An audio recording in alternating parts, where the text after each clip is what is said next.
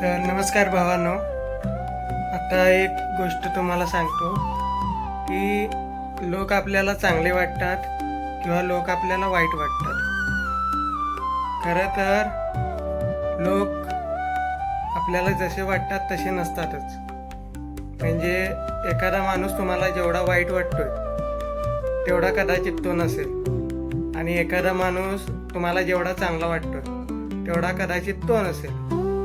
तर ह्या दोन्हीतला फरक लक्षात घेतला तर माणूस हा स्वभावाप्रमाणे म्हणजे मुडी आहे. मुडी त्याच्या मनात, त्याच्या विचारात सध्या काय असेल ते तुम्ही सांगू शकत नाही. तो त्या सिच्युएशननुसार तुमच्याशी चांगलं किंवा वाईट वागत असतो. त्याच्यामुळं एखाद्याला डायरेक्ट वाईट समजायचं किंवा एखाद्याला डायरेक्ट चांगलंच समजायचं की डोळे बंद करून विश्वास ठेवायचा, असं पण करायचं नाही. जे करायचं, जी माणसं असतात ती चांगली पण असतात, वाईट पण असतात. त्याच्यामुळं माणसांना बघण्याचा स्वतःचा नजरिया बदलायचा आणि या जगाचा आनंद घ्यायचा. धन्यवाद. देवाने आयुष्यात जेवढी काही संकटं दिल्यात, जेवढं काय तुमच्या आयुष्यात लिहून ठेवलेलं आहे ते सगळं होणारच. म्हणजे तुम्ही कितीही काही करा, ज्या गोष्टी व्हायच्या त्या होणारच. त्याच्यामुळं आयुष्यात ताण कधी घ्यायचा नाही.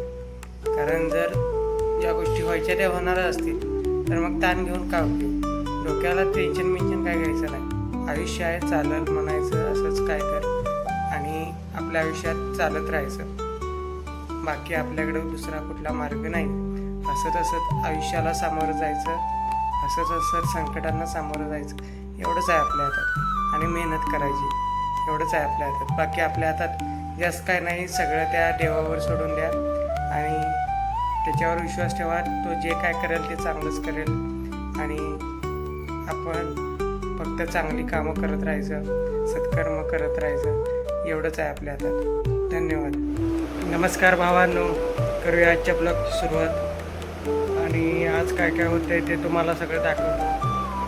तर भेटूया पुढं.